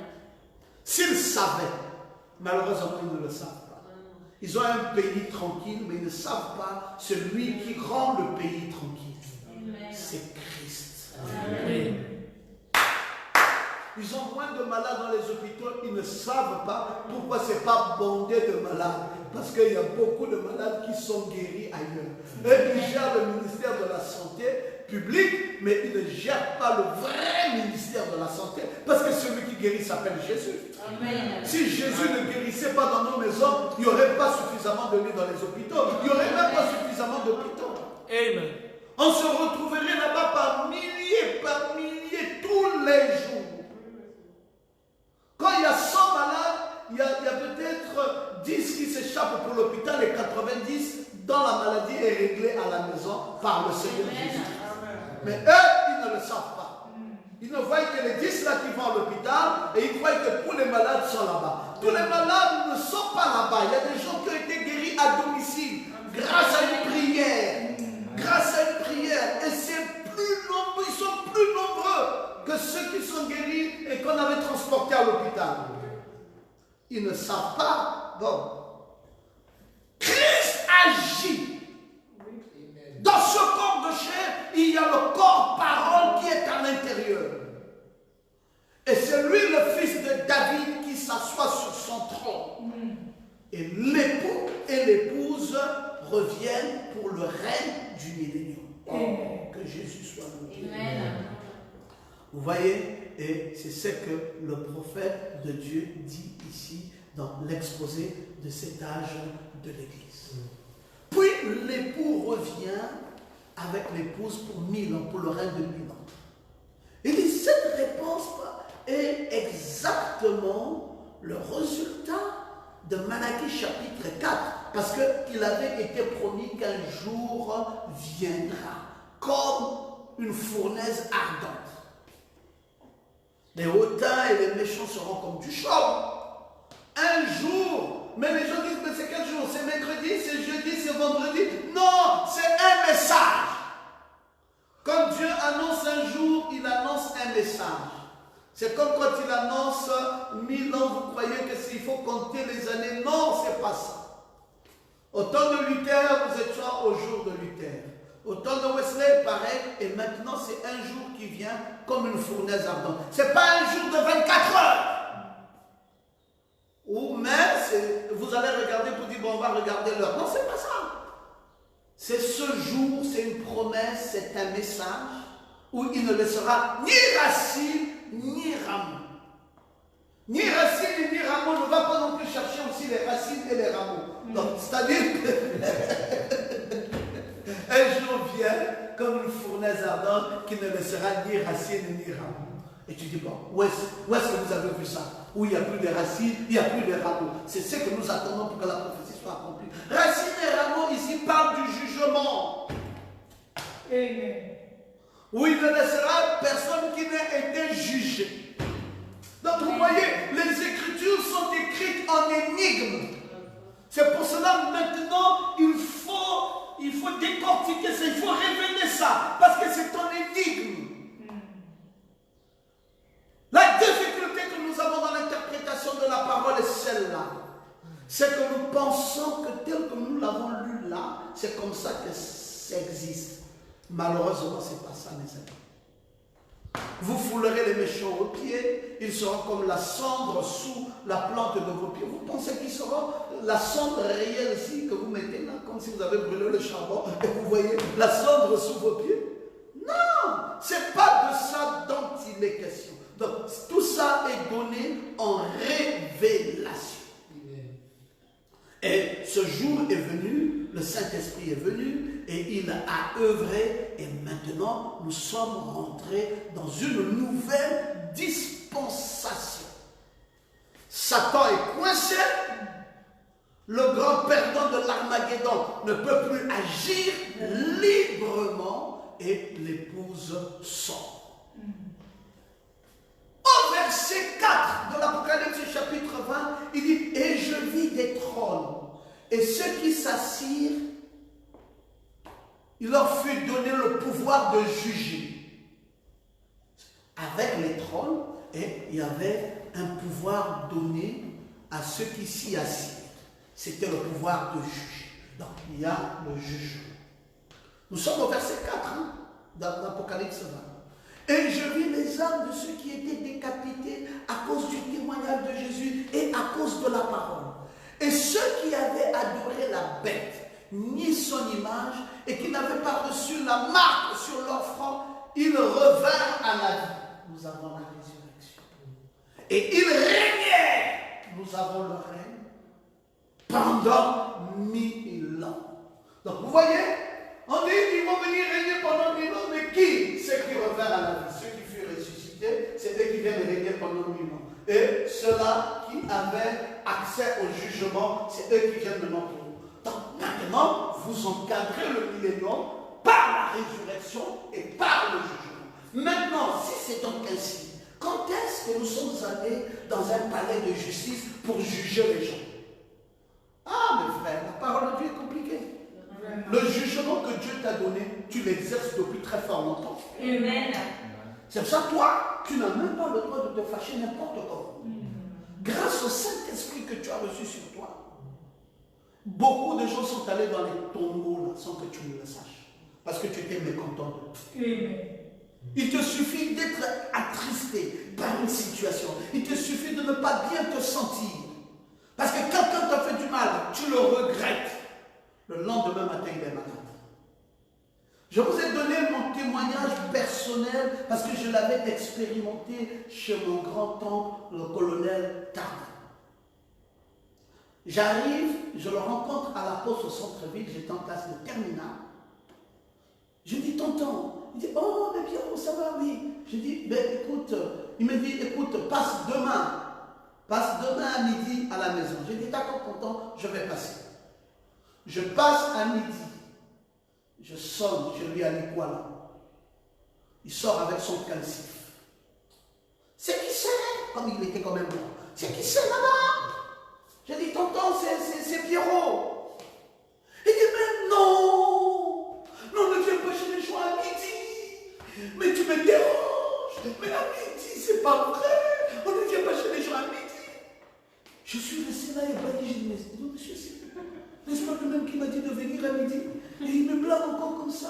Un gosse comme moi, il me ridiculise. Je suis resté là étonné et il m'a blâmé. J'ai dû simplement quitter de là et partir. J'ai versé quelques larmes, j'étais triste. Après, il me dit, mais il faut passer après, pas midi. Bon, la générosité de mon cœur a voulu que je repasse quand même à 16h. Parce qu'il avait dit, passe après. Comme je ne l'avais pas dérangé, comme je venais pour bouffer toute sa nourriture, je n'ai pas bouffé sa nourriture, je suis parti, et à 16h, je suis quand même revenu. Mais mes frères, je vous assure, c'était un nouveau tabou. Celui qui gueulait comme un dragon à midi, était en train de mourir jusqu'à 16 heures. J'arrive à 16 heures, le gardien me dit, ton oncle est dans sa pièce de soins. Pièce de soins, ça veut dire quoi? Oh non, il y a une chambre là-bas quand il est souvent malade, c'est là-bas qu'il s'y trouve. Il est là-bas. Je pars et je trouve les yeux revulsés, en train de convulser, le monsieur en train de mourir, et sa copine se baladait, et tout ça. Tout le monde commençait à pleurer. Il était vraiment en train de mourir. Je suis resté là, j'ai réfléchi, je dis, c'est pas. Est-ce que c'est le même monsieur qui m'a blâmé il y a quelques heures ici, parce que je venais terminer sa nourriture? Est-ce que c'est la même personne qui est en train de mourir maintenant là? Et puis le Saint-Esprit m'a dit, prie pour lui, sinon il va mourir. C'est depuis qu'il t'a attristé que je l'ai frappé. J'ai dit, oh Seigneur, et j'ai commencé à prier. J'ai dit, Seigneur, il m'a attristé, c'est vrai, mais sois miséricordieux envers lui. C'est pas pour autant que tu vas le tuer. Père, pardon, je t'en supplie, pardon. Frère, ce que je vous dis là, dans les 30 minutes qui ont suivi, pendant que j'étais dans la même pièce, le monsieur revenait à la vie. Amen. Et puis tout est redevenu normal. Amen. Depuis ce jour-là, j'avais compris que le Saint-Esprit est dangereux. Amen. Le Saint-Esprit que nous avons porté sur nous là est très dangereux. Amen. Ouais. Quand quelqu'un t'attriste, tu peux l'envoyer mourir. Quand quelqu'un a blagué avec toi, tu peux l'envoyer mourir. Ce que nous lisons dans la Bible, Ananias et Saphira et tout ça, frère, c'est des vérités. Amen. Le Saint-Esprit. Alors, quand est-ce que nous exerçons le jugement sur les gens? Mais là, pendant que nous sommes sur la terre, c'est pour cela que la Bible dit que le jugement commence dans la maison du Seigneur. Amen. Tu as déjà jugé plusieurs personnes que tu as même condamnées à mort. Mais tu ne le sais pas. Oui, parce qu'ils t'ont dérangé, tu as dit que toi là tu ne vivras plus. Et réellement il ne vit plus. Il y en a même qui sont paralysés aujourd'hui à cause de toi. Tu ne le sais pas toujours. Mais ton jugement est sévère vis-à-vis des gens qui blaguent avec toi. Tu es mystique, mon frère. Tu n'es pas n'importe qui. Tu es mystique. Une divinité sur la terre. Et tu crois que tu es une personne seule, tu n'es pas une personne seule. Toi, tu n'es pas une personne seule. Tu es plus fort que tous les francs-maçons réunis. Ta puissance est plus forte que la puissance des francs-maçons. C'est pour ça, mes frères, je m'étonne quand quelqu'un dit les sorciers m'ont visité et là j'ai été frappé par la sorcellerie. Non, frère, je n'aime pas entendre ça, surtout pas de la bouche d'un fils de Dieu. Parce que les sorciers ne peuvent rien contre toi. La puissance qui est en toi est trop forte pour qu'un sorcier te dérange. S'il ose, on va l'enterrer. Si un sorcier ose venir, même te visiter, il ne vivra plus. Parce que Dieu t'a trop donné. Ta puissance est très forte. 1000 croyants dénominationnels ne te valent pas. Toi seul. 1000 croyants dénominationnels ne te valent pas. Toi seul. Tu sais qui tu es. On me dit, mais pasteur, oui, bon, moi je vais quitter le logos parce que vous ne faites pas de délivrance. Oh, mais mes frères, vraiment c'est bizarre. On fait la délivrance dans les églises où il n'y a pas Christ. Amen. Mais là où moi j'ai déjà planté Dieu, la nuit est là, dans ton cœur. Oh, alléluia. J'ai déjà fait quelle délivrance encore? Toi-même, tu es un délivreur. Toi qui réclames la délivrance là, tu es un délivreur.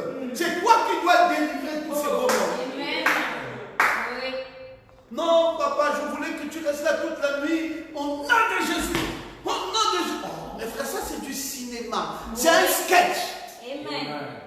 C'est pas la vérité. C'est du sketch que ces gens-là font. Fire, la puissance. Fire, la puissance. Et le feu, et le feu, et le feu, et le feu. J'ai été à une réunion comme ça a commencé à 18h. 18h, ça s'est terminé. Le matin à 6h, vers minuit, j'avais déjà très mal à la tête, je suis parti. Je voulais honorer un ami qui m'avait invité, mais j'avais mal à la tête. Le feu, le feu, le feu, le feu. Non, comme je regarde le feu, le feu, le feu, le feu. Et les femmes sont là, elles ont transpiré, le feu, le feu. Les voix sont parties, le feu, le feu, le feu.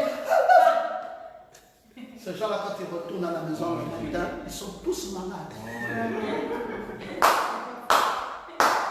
Mais ils vont faire la délivrance là aujourd'hui, lundi. Ils vont refaire ça mardi. Ils vont refaire ça mercredi. Et ils ne sont jamais délivrés. Et c'est pour cela qu'on jette l'opprobre dans l'église. Amen. On dit vos églises là. Parce qu'effectivement, à un moment donné, vous comprenez bien quand vous réfléchissez que ça ne ressemble à rien. Oui. C'est juste un cercle de séduction. Et ça séduit les âmes faibles à la recherche d'une délivrance qui n'est jamais venue. Bon, nous, on n'a pas fait le feu. Il y a des mariages, on n'a pas fait le feu. On dort en paix, on n'a pas fait le feu. On marche, on gagne l'argent, on prospère et on va au ciel. Oui. Sans faire tout ce boucan-là. Amen. Alléluia. Amen.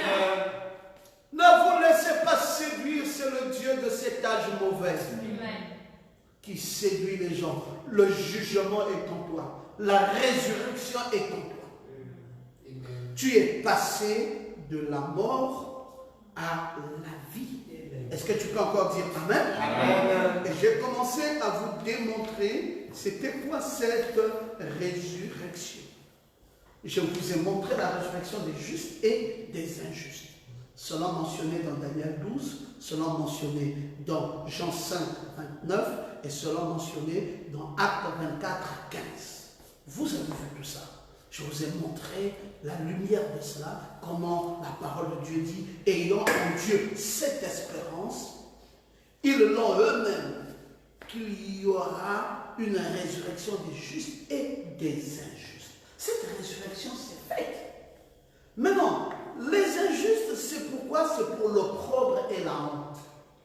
Et la résurrection des justes, c'est pour la vie éternelle. C'est pour cela, mon frère, tu ne vas pas mourir pour dire on amène ton corps chez le prêtre, il va mettre de l'eau bénite pour que tu aies la vie éternelle. C'est une fausseté. Amen. La vie éternelle, là où tu es là, ce n'est pas écrit sur ton front vie éternelle, mais la parole que tu as reçue. Le message qui est planté dans ton cœur t'a déjà octroyé la vie éternelle. Amen. Ce n'est pas quelque chose que tu auras. Non. C'est une chose que tu as déjà. Amen. Et tu ne la perdras plus jamais. Amen. Donc, n'importe que Dieu te donne la vie éternelle aujourd'hui, le jour où tu fais une bêtise, il retire d'abord la vie éternelle là. Il dit, bon, comme tu as commis une bêtise, je retire d'abord. Quand tu auras fini de commettre des bêtises, je vais encore te redonner la vie éternelle. Après, bon, c'est un ballon.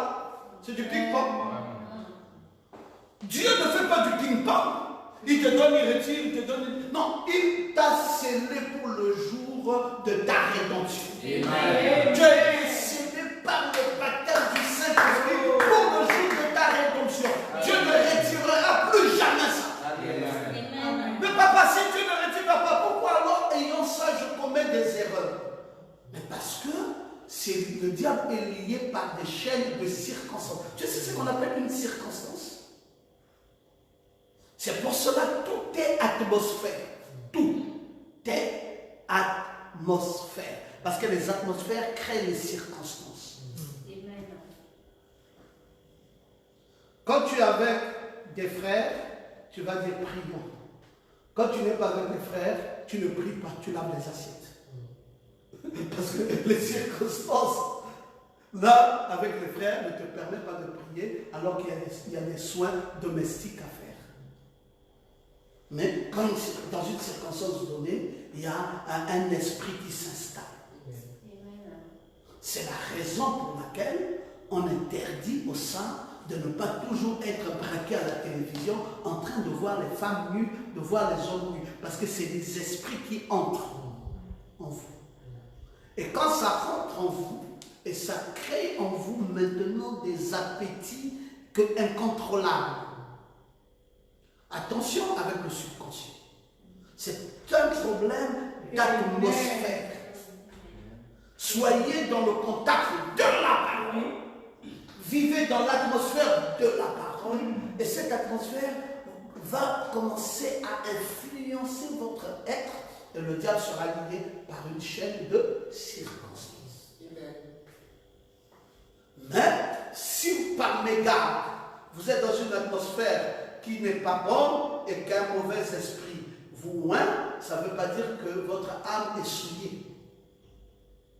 Parce que le Saint-Esprit que Dieu vous a donné, la résurrection qui s'est faite dans votre vie, c'est une résurrection de l'âme. Tu es passé de la mort à la vie. Et quelle vie? Vie éternelle. Maintenant, ton esprit vacille. Parce que ton esprit et ton corps n'ont pas été rachetés à la croix. C'est ton âme qui a été rachetée. C'est pour cela que le prophète de Dieu dit, ton âme vaut 10 000 mondes. Parce que ton âme a de la valeur. Ton âme est passée de la mort à la vie. Ton âme était irrégénérée. Maintenant, ton âme est régénérée. Et tu es passé de la mort à la vie. Ça s'appelle quoi? Ça s'appelle résurrection. Amen. Ne crois pas en baptême, parce que maintenant, on a vécu dans une culture où nous pensons que la résurrection, c'est quand je vois le baptême. Oh, n'est-ce pas, il était mort, on l'a vu là-bas, on nous a dit qu'on l'a vu là-bas, le baptême. Ah, il est apparu là-bas, vous l'avez vu? Donc il n'est pas mort, il est ressuscité. Non, le ressuscité mange, le ressuscité dort, le ressuscité vit. Mais il est là, c'est un ressuscité. Dès que vous nous voyez là, nous sommes des ressuscités. Dites encore Amen. Amen. C'est merveilleux de connaître la parole. Oui, monsieur. Et ça vous permet de ne plus vous laisser balloter par tout vent des choses impensables. Vous lisez dans l'écriture, mais vous n'arrivez pas à interpréter. La première résurrection que nous trouvons dans les Écritures est celle de Daniel. La toute première, c'est celle que Daniel nous a présentée. Où plusieurs de ceux qui dorment dans la poussière de la terre se réveilleront, les uns pour la vie éternelle, les autres pour l'opprobre. Je vous l'ai expliqué. Les justes et les injustes. C'est la toute première résurrection. La deuxième résurrection que nous présentent les Saintes Écritures, c'est la résurrection de 1 Corinthiens 15. Un corps a été sémé corruptible, il est ressuscité incorruptible. C'est tout. Il a été sémé dans notre âme corruptible et il est ressuscité incorruptible. Vous dites, mais vraiment, est-ce que vous êtes sûr, Pasteur Romain, que ce corps est ressuscité incorruptible? Non. Mettons-nous dans un taxibus et l'argent tombe des poches de quelqu'un. Nous allons voir qui est incorruptible et qui est corruptible. Vous allez voir un fils de Dieu. Faites un test. Un fils de Dieu va dire, monsieur, s'il vous plaît, votre argent vient de tomber. Il y a un autre qui va prendre l'argent et il va pousser ça par les pieds, il va mettre ça ici et tout ça. Même s'il voulait descendre là, il va attendre que le gars va descendre d'abord et puis après il va se recouvrir, il va récupérer ça parce qu'il est corruptible. Mais l'autre est incorruptible. Frère, vous ne savez pas la conscience d'un chrétien. Frère, je vais vous prendre un exemple simple parce que je l'ai vécu. Je suis dans l'avion. Vous voyez les écouteurs qu'on vous donne dans l'avion. On donne les écouteurs. Et puis, je sors de l'avion. On a dit, on a ramassé les écouteurs. Je dis, donc je ne gagne rien dans l'avion, même les écouteurs. J'ai dit, ça aussi, je ne rends pas. J'ai pris les écouteurs, j'ai gardé à la main. On a ramassé tous les écouteurs, ils sont partis. Et moi, je me suis retrouvé avec les écouteurs de l'avion dans la maison. Mes frères, ma conscience commence à me dire, quand on a ramassé les écouteurs, pourquoi tu n'as pas rendu ces écouteurs? Ça veut dire que tu as voulu. Je vous dis, j'ai pris ces écouteurs, c'était Air France. Je suis reparti à Air France avec les écouteurs qui ne coûtent même pas 1000 francs. Je leur ai dit, prenez vos écouteurs. Ils ont dit, qu'est-ce qui s'est passé ici avec ces écouteurs? C'est pour vous. J'ai dit, non, non, c'est pas pour moi. On avait ramassé des écouteurs. Moi, j'avais gardé. J'ai eu un problème de conscience. Je ne prends plus ça. Reprenez vos écouteurs, remettez dans votre avion. Moi, je ne veux pas conscience des écouteurs. Frère, vous pensez que c'est facile de vivre le christianisme? Il y a un problème de conscience. Quand la culpabilité te prend, quand tu es un fils de Dieu, tu sens toi-même que ce que j'ai fait n'est pas bien. Quelqu'un d'autre prendrait ça, il dit, ah, Foulka, je vais payer 1 million de pour et mes écouteurs de 1000 francs, c'est ce qui est quoi? Problème de conscience. Un jour, je suis dans un hôtel, il y avait une serviette. J'ai pris la serviette dans l'hôtel, je suis parti rendre. J'ai dit, cette serviette ne m'appartenait pas. Après, la dame a dit, non, mais vous pouvez garder moi. Prenez votre serviette, je ne vais pas avoir un problème de conscience. J'espère que ça vous fait du bien. S'aimer corruptible, ressusciter incorruptible. Je ne sais pas ta conscience. L'argent, c'est l'argent de la dîme. C'est l'argent de Dieu. Tu bouffes ça et tu es tranquille. Ah, mon frère, il faut savoir quel espace tu es. Tu manges quelque chose qui ne t'appartient pas et tu es tranquille. Non. Quand tu as le cœur d'enfant de Dieu, quand tu as été sémé incorruptible, il y a des choses que tu ne fais plus. Le diable ne te donne pas l'occasion de faire ça. Tu dis non, pardon. Avec ce Dieu-là, c'est ça. C'est l'intégrité, c'est la droiture. Où je suis droit avec Dieu et je suis tranquille, ou je ne suis pas droit avec Dieu et je vais dans l'autre camp. Le diable, c'est un menteur et il a été lié par des chaînes de circonstances. Et vous, vous êtes ressuscités. C'est la deuxième résurrection. Cette résurrection a lieu à une époque de détresse, comme les nations ne l'ont jamais connue. Et c'est un événement qui est placé dans ces temps-ci, un temps de tribulation dans lequel nous vivons. Les justes connaîtront la vie éternelle et les autres la honte éternelle. La résurrection de l'Église. Oui. C'est parce que l'Église ne passera pas par la grande tribulation. Et cette résurrection-là, la deuxième, celle de l'Église, ne concerne pas les non-croyants. Ça ne concerne que les croyants. Et la troisième résurrection, c'est celle qui est décrite en Apocalypse 20 au verset 4. Celle que je viens de vous lire ici. C'est quoi? C'est la troisième des résurrections. Ceux qui n'avaient pas adoré la bête, ils revinrent à la vie. Voilà la troisième résurrection. Elle concerne qui? Elle concerne les martyrs.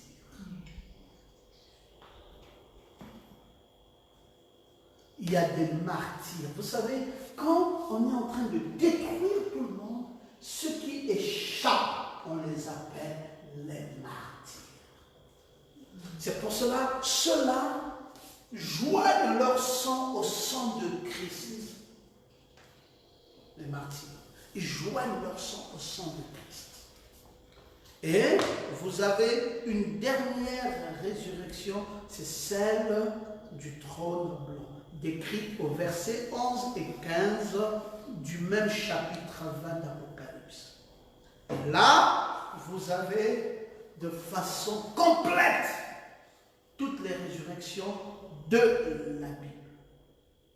Maintenant, Maman Goma m'a posé une question au culte passé après le culte. Et elle m'a dit, oh, je peux peut-être plus me rappeler de sa question avec exactitude, mais c'était suite à ce que j'avais enseigné.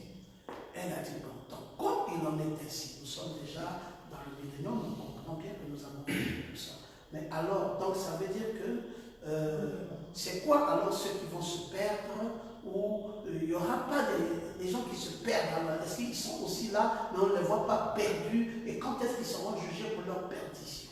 Et c'est là où je lui ai parlé de l'étang de feu. Tu te souviens? Ou j'ai pas bien répété ta question? C'était quoi ta question? C'était après le millénium. Après le millénium. On parle encore de Gog et Magog. Je me disais que le millénium était la fin. Voilà.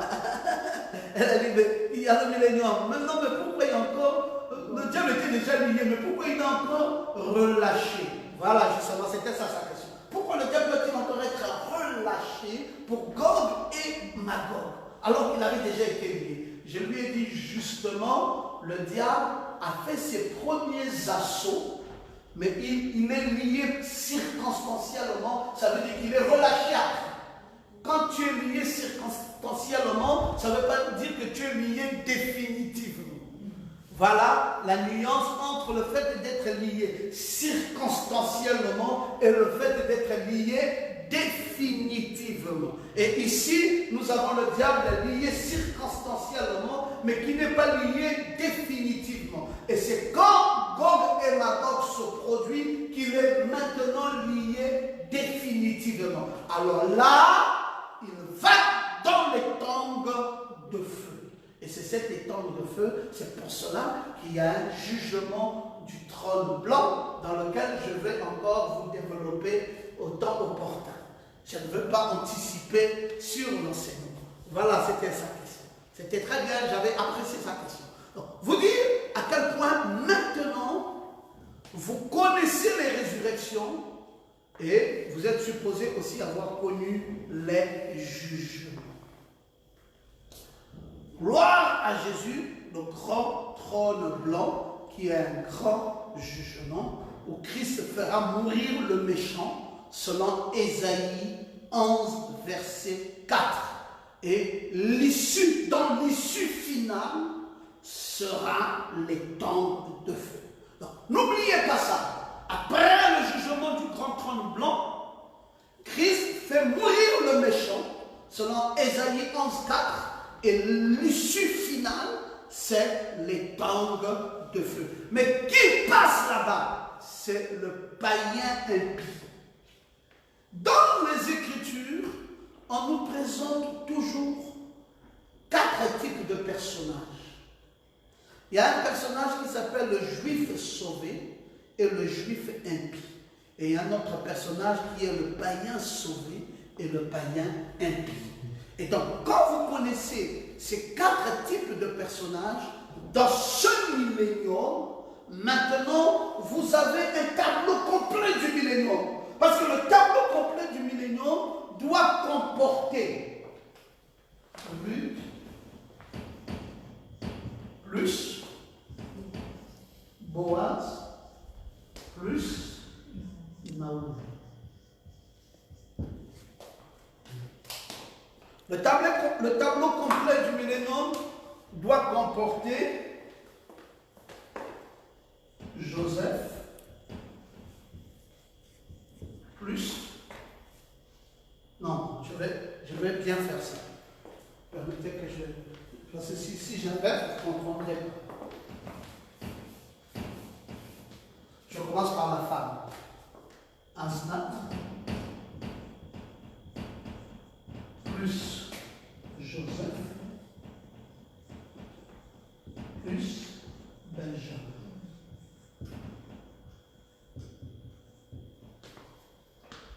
Ceci, c'est la catégorie des Juifs. Ceci, c'est la catégorie des païens. Je vous ai dit, il y a des païens sauvés et des païens impies.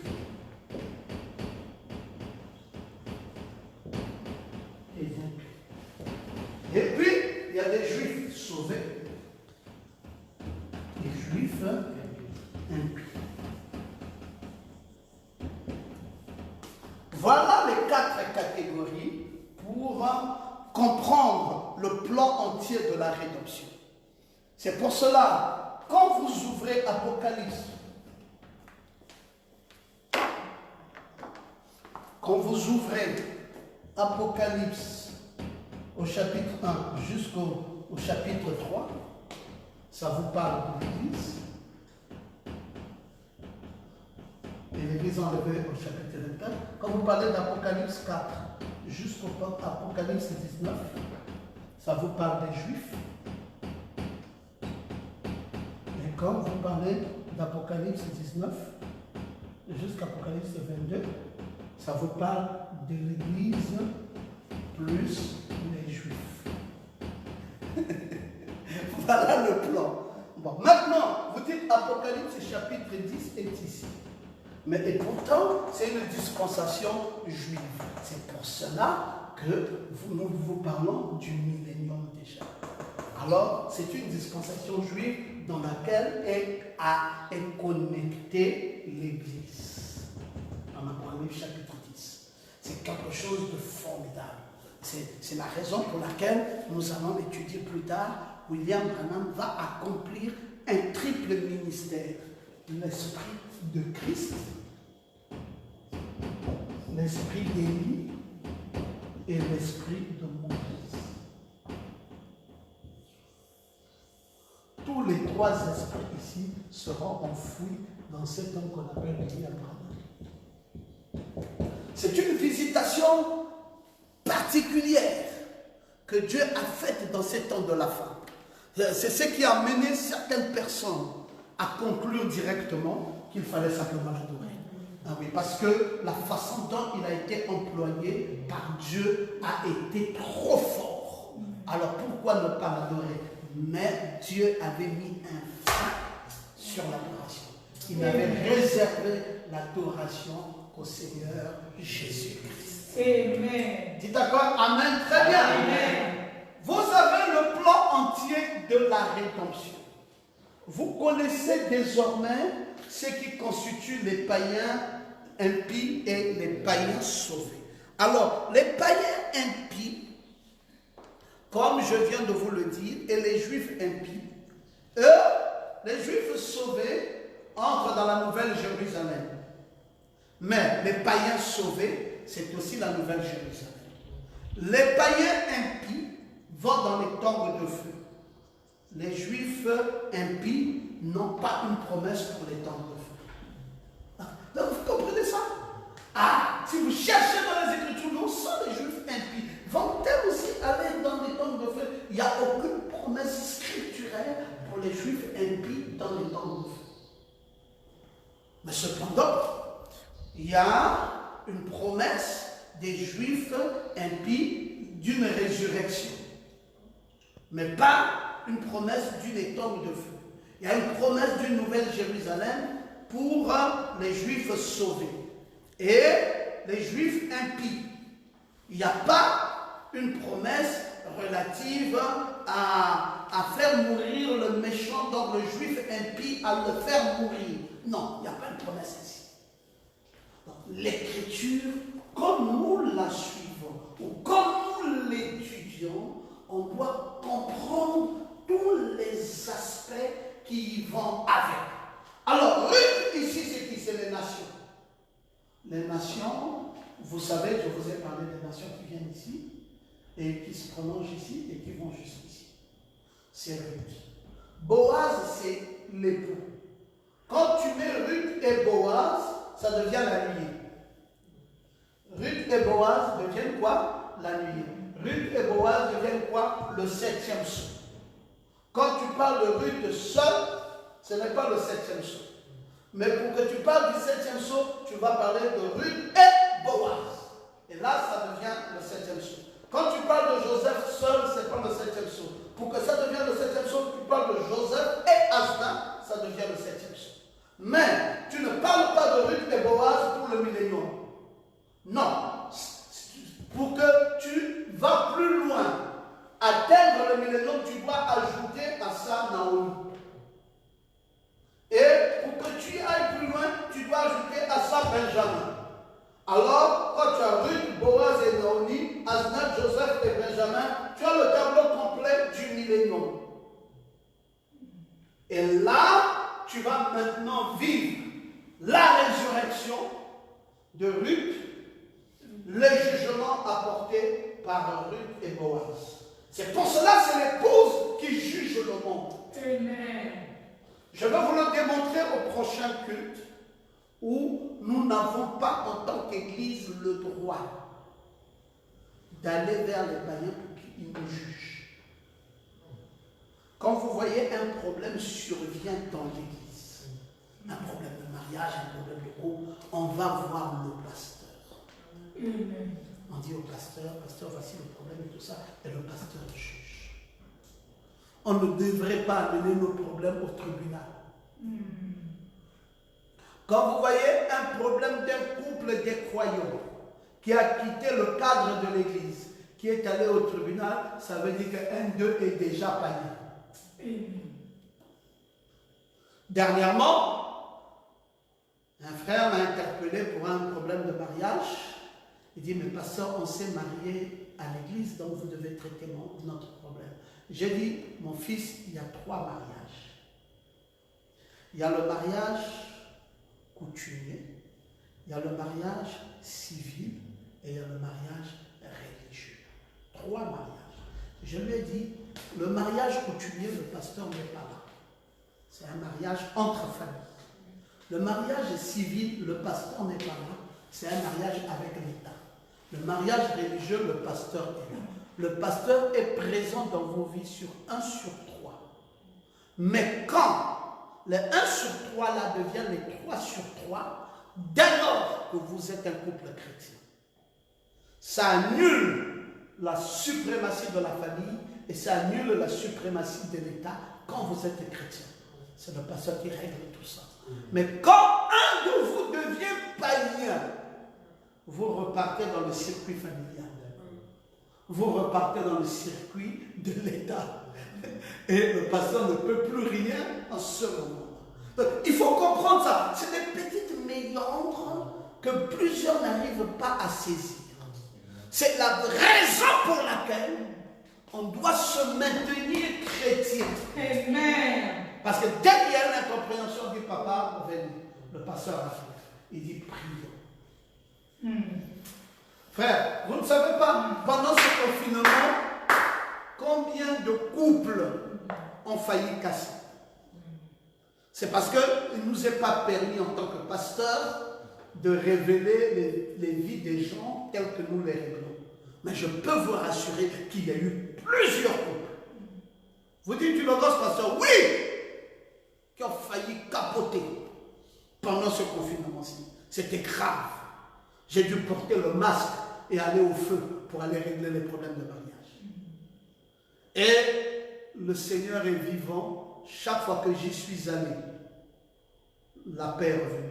Il y a même des couples qui étaient déjà, les huissiers étaient déjà là, les effets étaient déjà dehors. Quand je suis arrivé, tout est rentré à nouveau à la maison. La paix est revenue, la joie est revenue. Parce que ce couple, c'est des chrétiens. Une faiblesse les a pris, mais Christ a pris le dessus.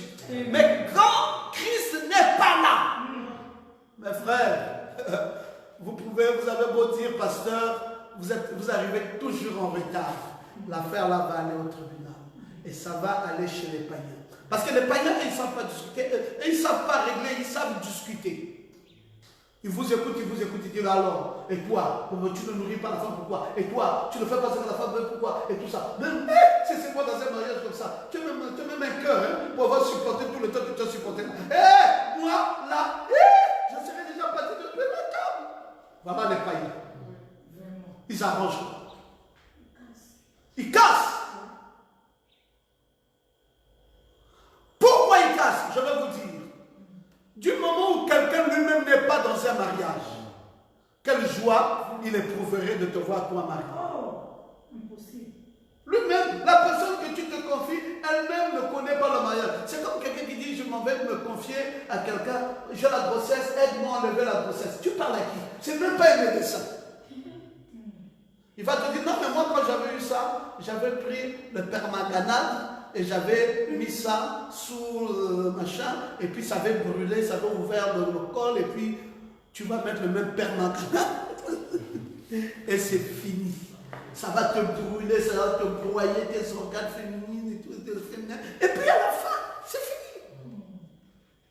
Ta vie n'a plus de sens. Parce que tu es allé consulter une personne qui ne connaît rien sur la médecine.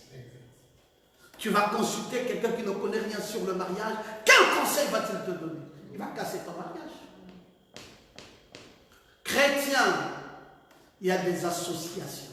L'épouse a son rôle. Christ a son rôle. Amen. Les Juifs ont leur rôle dans la rédemption de l'épouse.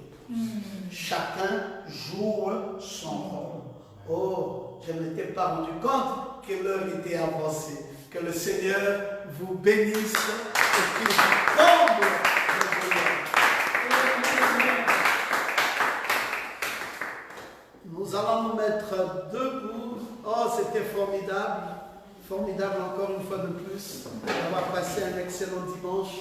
J'espère que vous avez apprécié la parole. Oui, je sais que c'était un peu difficile, mais bon, vous êtes habitués, vous êtes des aigles. Vous êtes habitués à manger du solide. Que le Seigneur vous comble de bonheur et de bénédiction. Nous allons bientôt commencer à atterrir. Je pense que si tout va bien, nous aurons juste 2 autres réunions, mercredi et vendredi, et nous allons clore, ou un seul culte, en tout cas 1 ou 2 cultes pour clore ce message sur le millénium. Parce qu'il faudrait que je vous parle aussi du millénium en tant que Canaan, et je dois aussi vous parler là où l'agneau doit paître avec l'agneau doit paître avec le lion. Et donc, ce sont les 2 aspects du millénium qu'il me faut développer avec vous, parce que là, après, je pense qu'on aura simplement terminé avec ce message. Oh, que le Seigneur vous bénisse. Je vous aime vraiment. Vous êtes des très bons étudiants de la Bible, de la parole, du message, et ça me fait plaisir d'être avec vous. Nous allons prier. Père, maintenant, nous voulons te dire merci. Merci Seigneur Jésus. Ta parole a été enseignée ce matin. Peut-être d'une bonne manière, peut-être de la manière la plus compliquée, parce que je suis conscient que ce n'est pas toujours facile d'aborder un tel sujet et que ça soit compris de tout le monde.